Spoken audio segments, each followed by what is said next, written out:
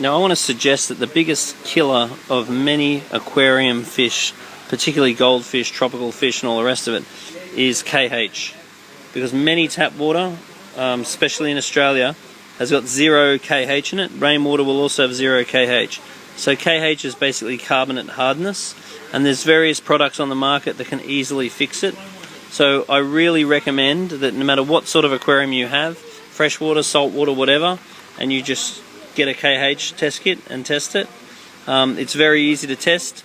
Basically all you do is you get a little test tube, you fill up the test tube to the line, put in 1 drop, shake it, it should be blue, then count the drops, and however many drops you count, not including the first drop, is the DKH, or degrees carbonate hardness of your water.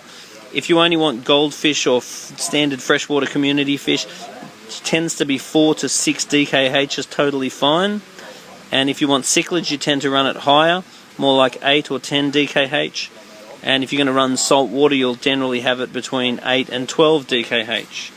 So knowing what DKH your fish require and testing it every now and then is really important. And knowing that most tap water has 0.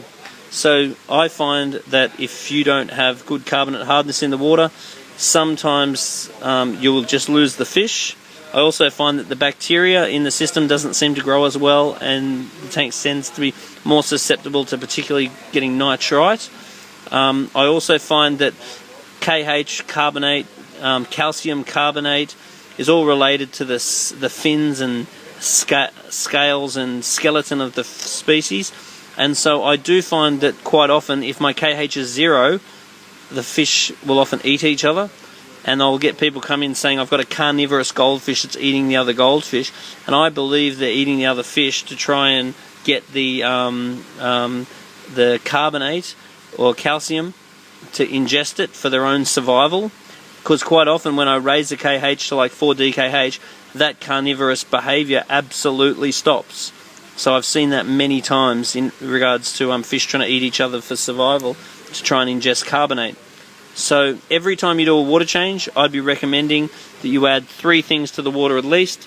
Definitely a water ager, whether it be a chemical or a mineral water ager. I would also recommend adding some salt, something like that, or this, depending on the type of fish that you have, and definitely adding some KH powder. So the KH is going to help stabilize the pH as well. So if you're going to run a high pH, high KH tank, you tend to use something like this, which raises pH and KH.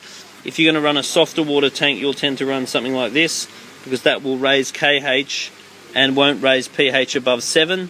And then there are other products that will actually allow a lower pH. So you want to address or get the sort of KH buffer that's going to suit the application that you have.